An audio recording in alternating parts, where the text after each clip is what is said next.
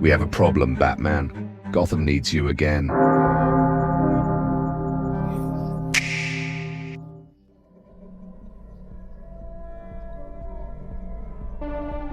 Pinhead is what happens when someone seeks truth through pain and finds hell instead of answers.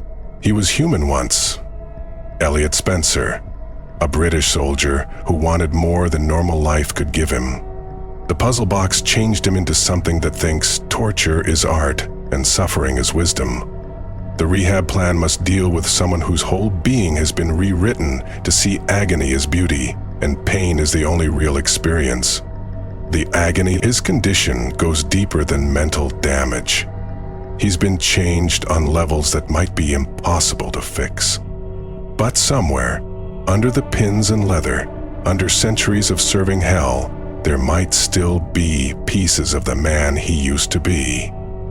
The challenge is figuring out if those pieces are real chances for saving him, or just echoes of a mind that's been completely eaten by forces we can't understand. This isn't about fixing a broken criminal. This is about trying to find a human soul that hell tried to destroy completely. Getting his identity back means understanding that Pinhead's current form erased Elliot Spencer's personality to serve hell's goals. He was a man looking for meaning who found hell's math instead of answers. The rehab must start by finding that lost identity, digging up mental connections to his life before the change. This means researching his human past, finding relationships and memories that made him who he was before corruption, and using that information to build bridges back to human feelings and connections. The process is dangerous because trying to restore human memories might trigger defenses built into his hell programming. Each session must be watched carefully for signs that his monster nature is fighting back, ready to stop if digging into his past threatens to let the beast loose. Progress means finding moments when Elliot Spencer looks out through Pinhead's eyes and remembers what it felt like to be human. Pain therapy addresses how his brain was rewired to make agony feel like joy and normal human pleasure feel like nothing. Pinhead sees suffering as enlightenment and thinks regular human happiness is crude compared to the beautiful torture he's learned to crave. The treatment requires slow conditioning that can separate body feelings from mental meaning, teaching him to feel pain as pain instead of spiritual truth. This includes controlled exposure to normal human experiences, simple joys, gentle touch, emotional connection, while watching his responses for signs of rejection or violent reaction. The process admits that his brain pathways have been permanently changed and might need drugs to block the chemicals that make him see suffering as bliss. Success won't be complete change, but moments of real human emotion that break through his programmed responses. Breaking down his beliefs targets the complex system of ideas that lets him justify torture as exploration and suffering as wisdom. Pinhead works from a twisted philosophy that says hell's servants are seekers of ultimate truth who have gone beyond human limits through accepting total experience. This worldview must be taken apart piece by piece by showing its basic lies and failures. The approach means presenting proof that his philosophy leads to being stuck rather than growing, that endless pain becomes meaningless rather than meaningful, that real growth requires building rather than destroying. This includes careful study of his pre-change writings and beliefs, using his own smart history to show how his current ideas betray rather than fulfill his original seeking. The goal isn't to destroy his mind, but to point it toward learning that doesn't require making victims, to show him paths to knowledge that don't demand others suffer. Keeping him contained deals with the fact that he exists across multiple realities, and his rehab must account for forces that exist beyond normal physical laws. Pinhead's connection to Hell's dimension means his change might be anchored in places where different rules apply to mind, identity, and possibility.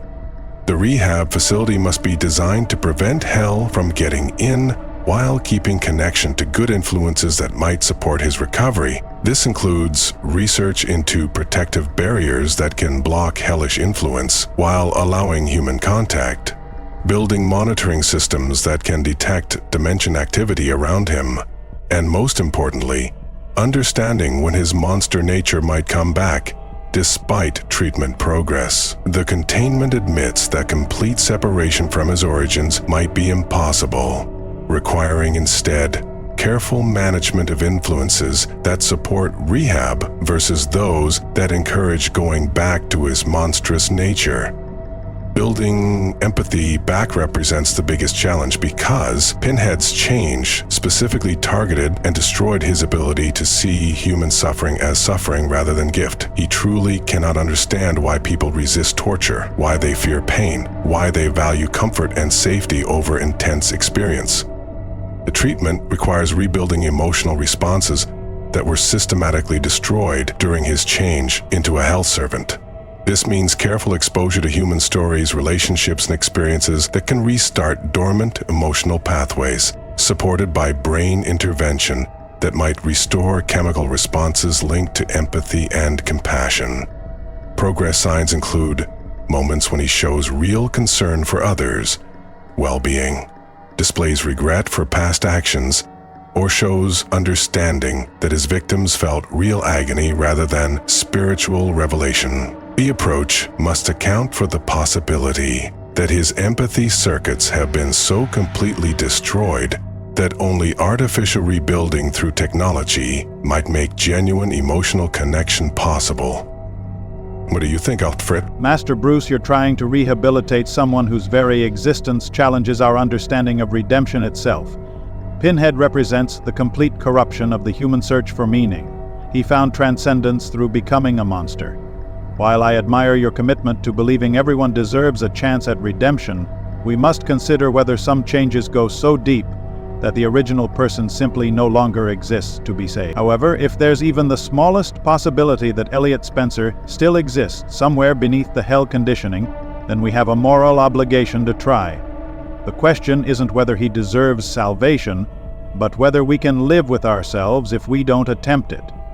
Sometimes the most important battles are the ones we fight not because we expect to win, but because fighting them preserves something essential about who we are. Alfred's moral view forces me to see that Pinhead's rehab serves as much to keep our own humanity as to restore his.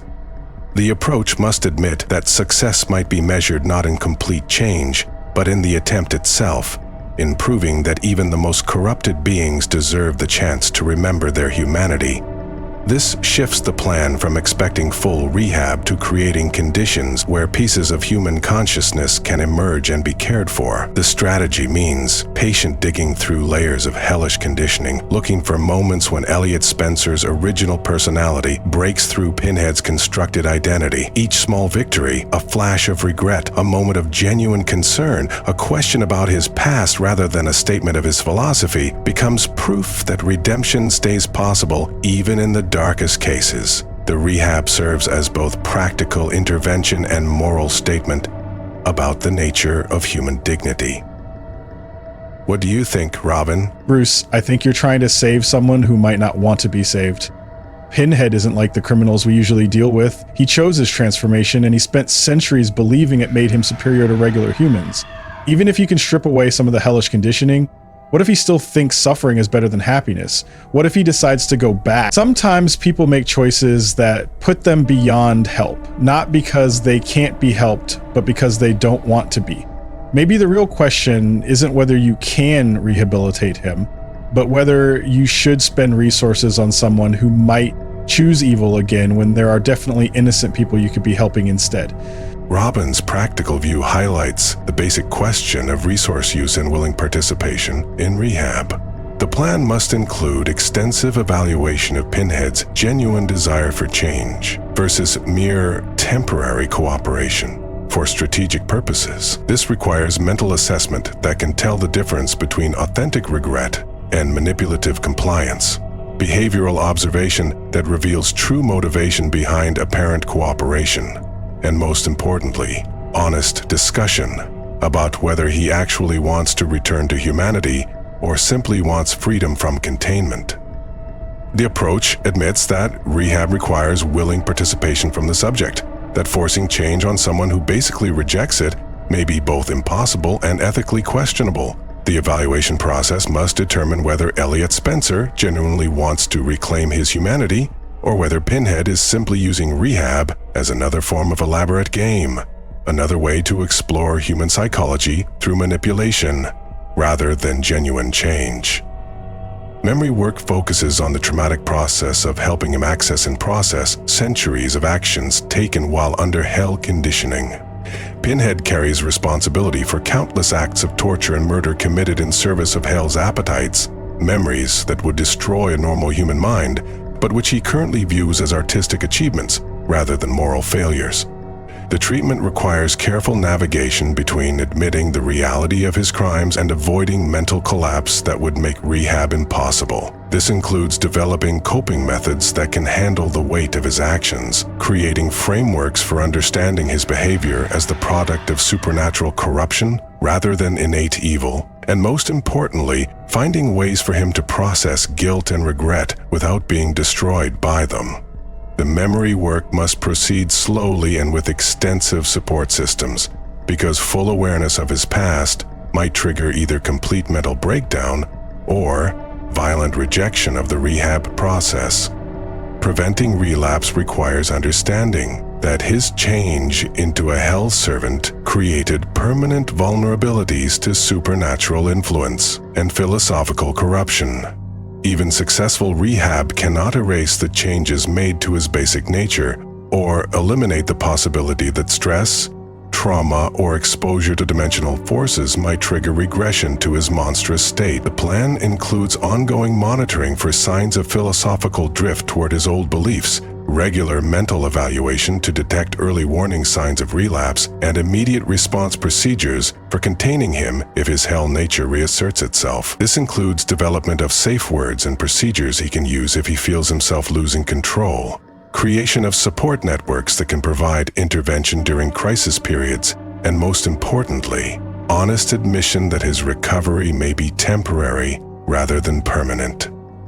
The approach treats his recovery as an ongoing process requiring constant watchfulness rather than a problem that can be permanently solved.